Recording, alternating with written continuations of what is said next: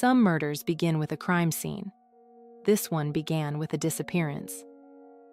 In late March of 2000, Borys Kiejliches, a 49-year-old Russian immigrant turned successful New York businessman, seemed to vanish without explanation. He had built a fortune in the jet fuel industry, lived with his wife and 2 young children in an expansive mansion in Staten Island's exclusive Tot Hill neighborhood. He outwardly appeared to be living the American dream. Then, almost overnight, he was simply gone. His wife, Elena Kiejliches, told investigators they had argued before she left for a planned trip to Disney World with their children. When she returned days later, Borys was nowhere to be found. His Mercedes had disappeared with him. There had been no phone calls, no credit card activity, no indication that he had boarded a plane or left the country.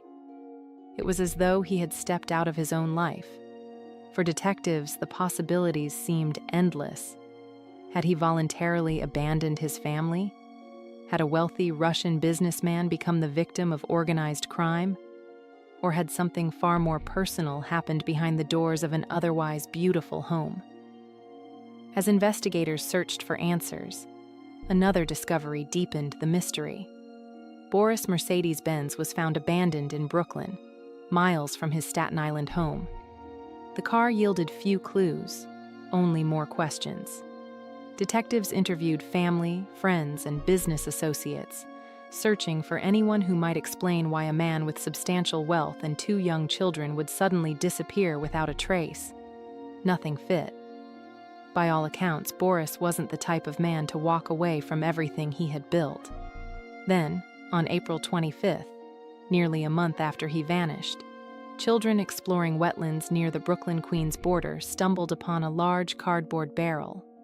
Curious, they removed the lid. Inside was the decomposing body of a man wrapped tightly in bedding. Fingerprint analysis soon confirmed the victim's identity. It was Borys Kiejliches. The medical examiner determined he had been shot once in the back of the head at close range. He had also suffered a blunt force injury to the back of his skull. It was an execution-style killing, but investigators would eventually conclude it wasn't the work of a professional assassin. At first, detectives considered whether the murder could be connected to New York's Russian organized crime networks. The timing seemed suspicious. Another Russian man's body had been discovered the same day, also killed by a gunshot to the back of the head. For a brief period, investigators explored whether the 2 murders were connected, but as evidence accumulated, that theory slowly unraveled. Borys's business dealings appeared legitimate. No credible links to organized crime emerged. Instead, detectives found themselves looking somewhere much closer to home. Because statistically, when a married person is murdered inside, or disappears from, their own home, investigators almost always begin by examining those closest to them. Not because guilt is presumed, but because experience has shown that the most devastating betrayals often come from someone the victim trusted completely. To neighbors, the Kiejliches family looked remarkably successful. Borys had emigrated from the former Soviet Union and built an impressive business empire in America. The family lived comfortably, raising 2 young children in one of Staten Island's wealthiest neighborhoods. From the outside, it looked like stability, security, success. But appearances rarely tell the entire story. Behind closed doors, the marriage had begun to fracture. According to prosecutors, Elena had been carrying on an affair for nearly 18 months with a younger man named Messiah Justice, an aspiring rapper with an extensive criminal history. During the relationship, prosecutors alleged she gave him tens of thousands of dollars in cash, jewelry, expensive gifts, and even attempted to buy him a luxury vehicle. Evidence presented at trial suggested Borys had discovered the affair and had begun taking steps to protect his assets, including threatening divorce and removing Elena from joint financial accounts. This is where the psychology of the case begins to emerge. Money alone rarely explains a homicide. neither does infidelity. Millions of relationships end after betrayal without violence. But when emotional dependency, financial fear, humiliation, and the collapse of a carefully constructed life begin to overlap, investigators know those pressures can create an extraordinarily volatile situation. In this case, prosecutors argued that Elena wasn't simply facing the loss of a marriage. She was facing the possible collapse of the life she had built, her home, her financial security, her public image. Even the custody of her children became part of the narrative presented in court. The prosecution's theory was straightforward. As divorce became increasingly likely, so did the fear of losing everything. The defense, however, painted a dramatically different picture. Elena admitted helping conceal what had happened but denied pulling the trigger.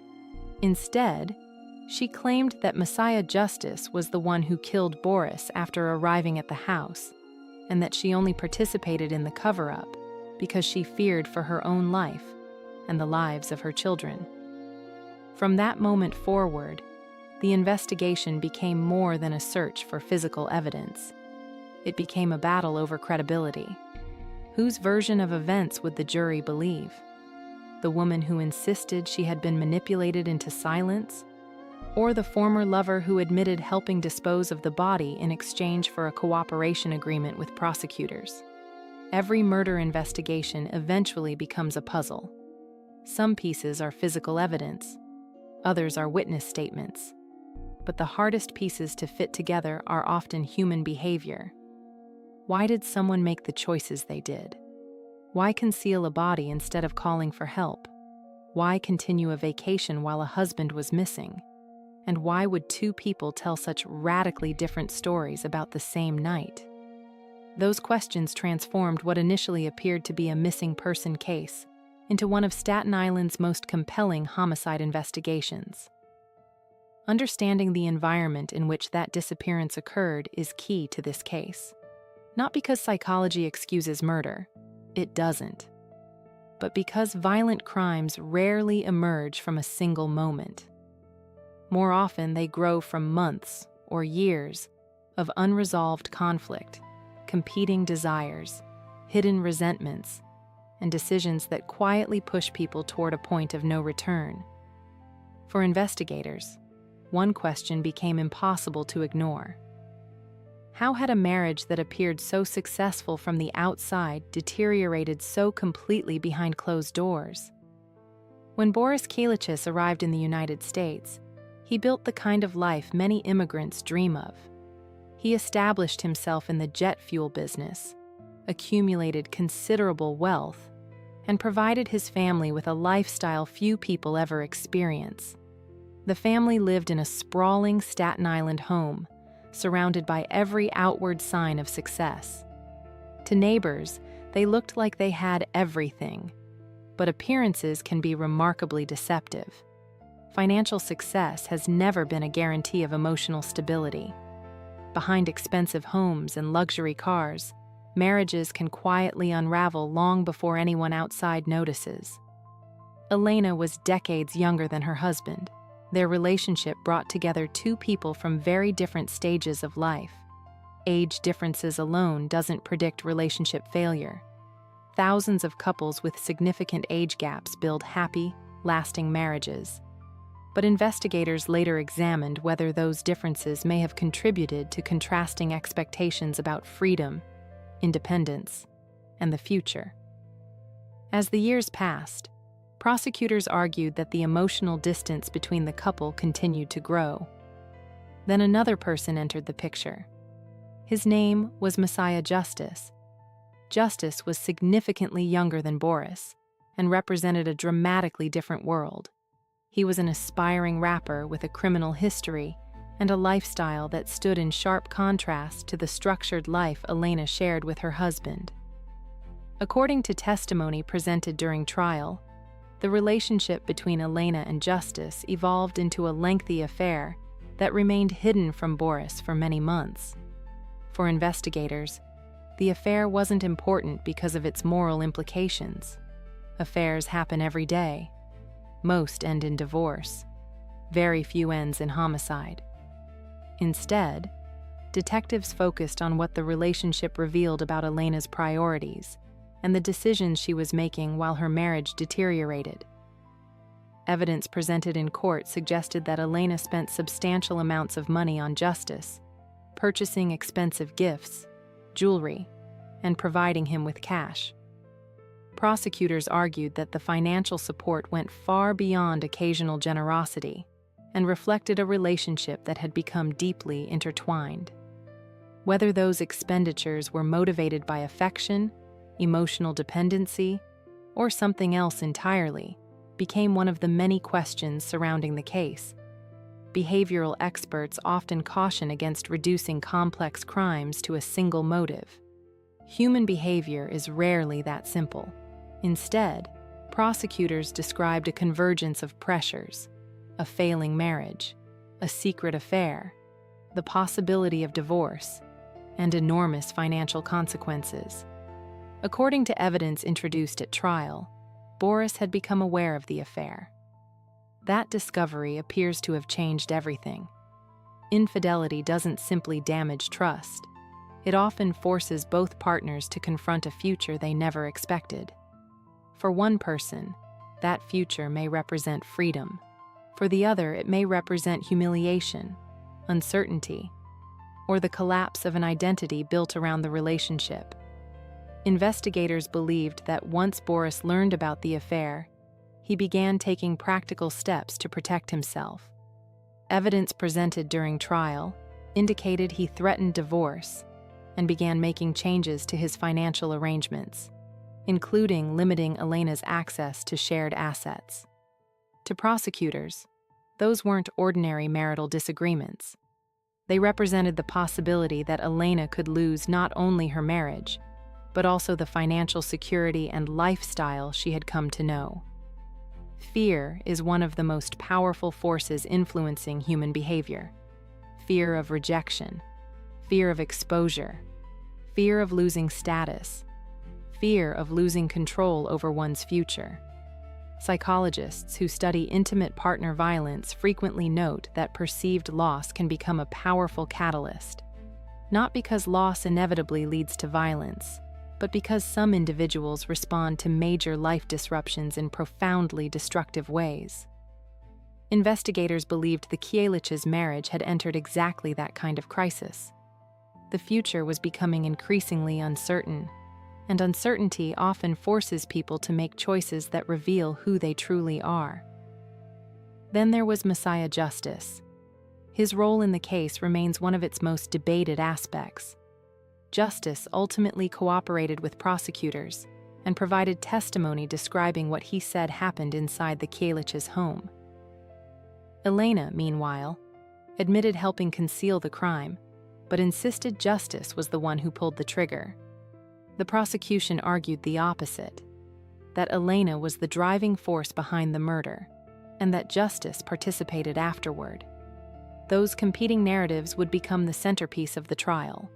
And because there were only 2 surviving adults who knew exactly what happened inside that house, establishing the truth would depend heavily on physical evidence, witness testimony, and credibility. One of the recurring themes in this case is manipulation. But manipulation doesn't always look the way people expect. It isn't necessarily loud or obvious. Sometimes it's subtle: promises, financial dependence, emotional leverage, or convincing someone that their future depends on staying loyal. Prosecutors suggested Elena manipulated those around her in different ways throughout the investigation. The defense argued instead that she herself had been manipulated and intimidated by Justice after the killing. Those 2 interpretations couldn't both be true. Determining which was more believable would become the jury's responsibility. As investigators reconstructed the days leading up to Borys's disappearance, a picture began to emerge. Not of a sudden explosion of violence, but of a household already under extraordinary strain. A marriage fractured by betrayal. A secret relationship hidden beneath a carefully maintained public image. Financial tensions growing more severe. and two completely different versions of reality waiting to collide. Whatever happened next wasn't simply the product of one bad argument. It was the culmination of months of choices. Choices to deceive. Choices to conceal. Choices that steadily narrowed every peaceful path forward. Then, sometime in late March 2000, those tensions reached their breaking point. Inside the Kiejliches' home, something irreversible happened. The man who had spent years building a life for his family would never leave that house alive. Every homicide investigation has a moment when speculation gives way to evidence. For detectives in Staten Island, that moment arrived not with a confession, but with a body. By the time Borys Kiejliches was identified, investigators knew they were no longer searching for a missing businessman. They were investigating a calculated homicide. The medical examiner's findings painted a chilling picture. Borys had suffered a blunt force injury to the back of his head before being shot once in the back of the head at close range. The gunshot was fatal. The combination of injuries suggested that whoever committed the crime had not acted in a moment of uncontrolled panic. After his death, his body was wrapped in bedding, placed inside a large cardboard barrel, transported away from the family home, and abandoned in a remote area near the Brooklyn-Queens border. None of those steps happened by accident. Each required time, each required planning, and each represented another opportunity for someone to stop, instead of continuing. As detectives retraced Borys's final known movements, they focused on the place where he had last been seen alive, his own home. There were no obvious signs of a forced entry, nothing to suggest that a stranger had broken in. Instead, investigators increasingly believed that whatever happened had unfolded inside a house where the victim knew the people around him. As is common in homicide investigations involving spouses, detectives examined the victim's closest relationships first. That scrutiny quickly brought Elena into focus. At first, her account appeared straightforward. She told investigators that she had left for a previously planned trip to Walt Disney World with the couple's 2 children after an argument with Borys. When she returned, she claimed he was gone. It was a story that, on its surface, seemed possible. Couples argue. People leave home to cool off. Adults sometimes disappear voluntarily. But as investigators continued collecting evidence, cracks began to appear. One of the earliest breakthroughs came from the people who had unknowingly become part of the cover-up. Prosecutors alleged that after Borys was killed, efforts were made to clean the crime scene and dispose of his body before anyone realized he was missing. According to testimony presented at trial, the body was moved from the home, loaded into a barrel, and transported away. Those actions required assistance. They also required silence. Investigators began asking a simple question: who had both the opportunity and the willingness to help conceal a murder? The answer repeatedly led them back to one person: Messiah Justice. Justice's relationship with Elena was no longer a rumor. Detectives uncovered evidence confirming the affair, and as pressure mounted, Justice became a central figure in the investigation. Eventually, he agreed to cooperate with prosecutors. His testimony would become one of the most important and most controversial pieces of evidence in the entire case. Justice told investigators that Elena had orchestrated the murder of her husband and that he had helped dispose of the body afterward. According to his account, the killing had been planned rather than spontaneous. The defense, however, argued that Justice was minimizing his own role in exchange for favorable treatment from prosecutors. From the jury's perspective, evaluating his credibility would become one of the trial's greatest challenges. Justice admitted participating in the aftermath of the crime. The question was whether he had also participated in the murder itself. Elena offered a dramatically different version of events. She acknowledged helping conceal what had happened. She acknowledged disposing of evidence, but she denied killing Borys. Instead, She claimed that justice had unexpectedly arrived at the house, shot her husband, and then threatened her into helping cover up the crime. It was a version of events that shifted the focus from premeditation to coercion. If true, she had acted out of fear rather than intent. Prosecutors rejected that explanation. They pointed to evidence they believed showed preparation before the killing and cooperation afterward that extended far beyond someone acting under immediate duress. The trial would ultimately become a contest between two competing narratives, one portraying Elena as the mastermind, the other portraying her as someone caught in the aftermath of another person's violence. As investigators continued piecing together the timeline, financial evidence became increasingly important. Prosecutors argued that the affair, combined with the possibility of divorce and the loss of financial security, provided a compelling motive. Evidence presented during the trial suggested that Borys had begun taking steps to protect his assets after learning of Elena's relationship with justice. Those actions, prosecutors argued, threatened not only the marriage, but also the lifestyle Elena had enjoyed for years. Once again, motive alone wasn't enough to prove guilt. People experience financial hardship every day without resorting to violence. But investigators believed motive, opportunity, witness testimony, and physical evidence together formed a compelling picture. No single piece solved the puzzle. Collectively, they began to.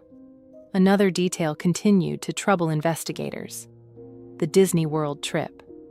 Rather than immediately reporting Borys missing, Elena traveled with the couple's children while, according to prosecutors, her husband's body had already been hidden.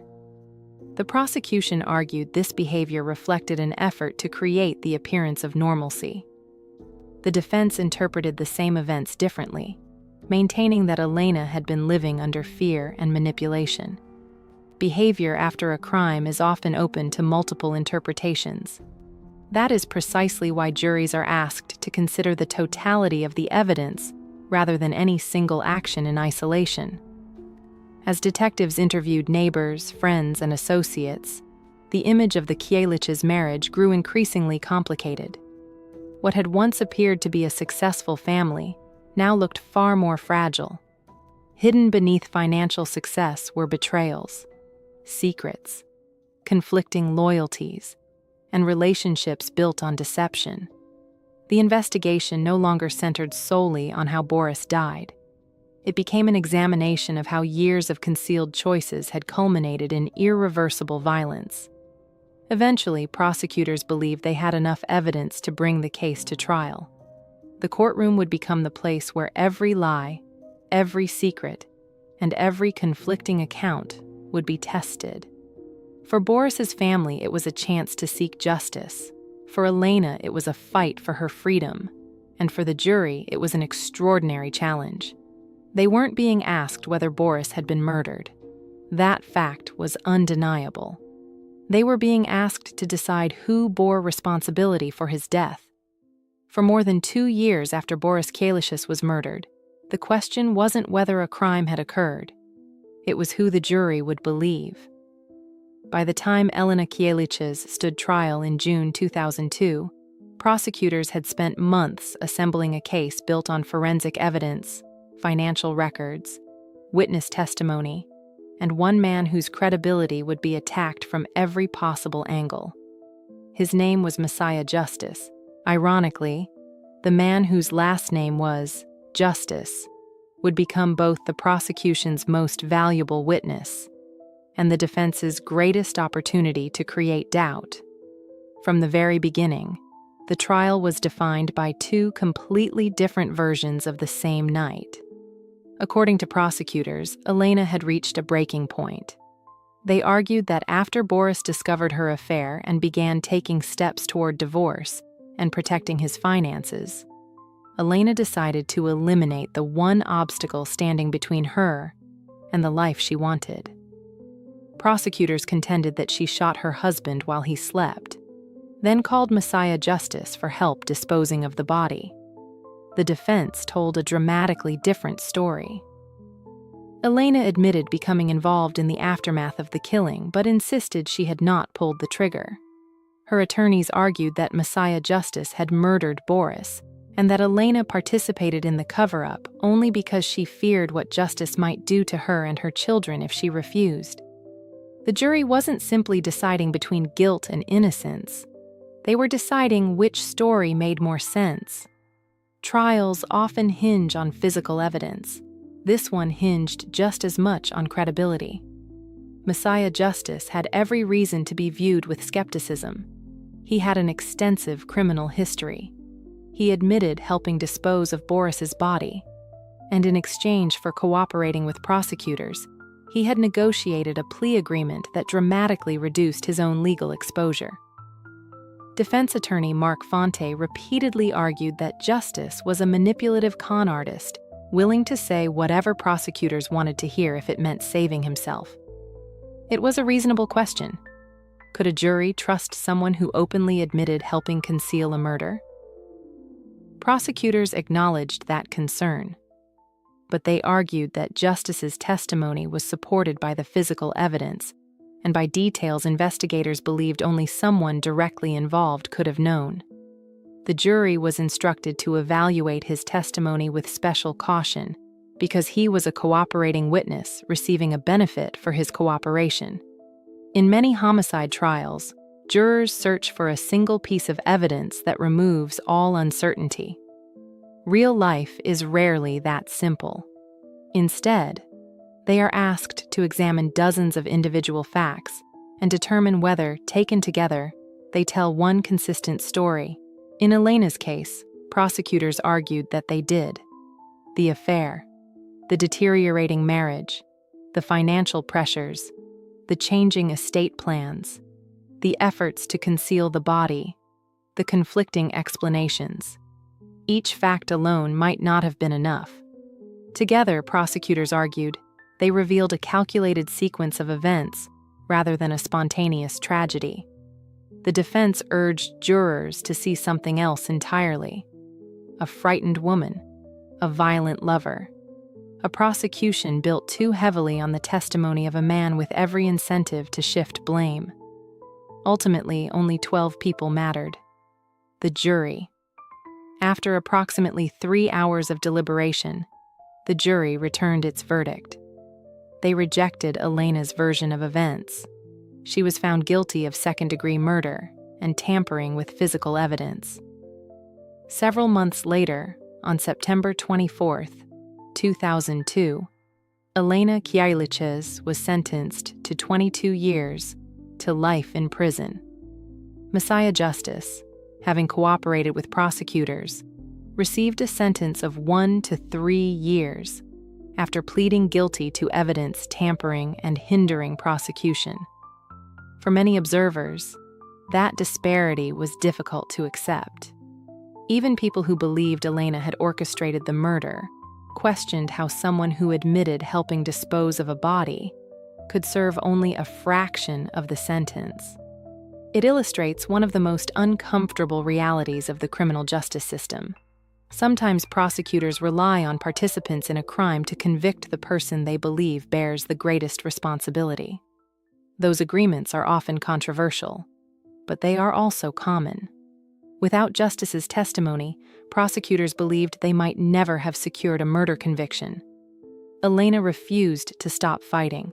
She appealed her conviction, arguing that Justice's testimony was unreliable, that errors occurred during the trial, and that she had been denied a fair proceeding. State appellate courts reviewed the case. The conviction was upheld. Years later, Elena filed a federal habeas corpus petition, raising many of the same issues. That effort also failed. Federal courts concluded there was no basis to overturn the jury's verdict. Legally, every major avenue had been exhausted. The verdict remained. But prison wasn't the only consequence. The legal sentence could be measured in years. The personal consequences could not. 2 children lost their father to murder. They also lost their mother to prison. Whatever their memories of childhood once were, they would forever be divided into 2 chapters. before March 2000, and after. According to later reporting, Elena's requests for visitation with her children were denied, and for years she had no contact with them. Whatever anyone believes about her guilt or innocence, that is another layer of tragedy in a case already filled with irreversible loss.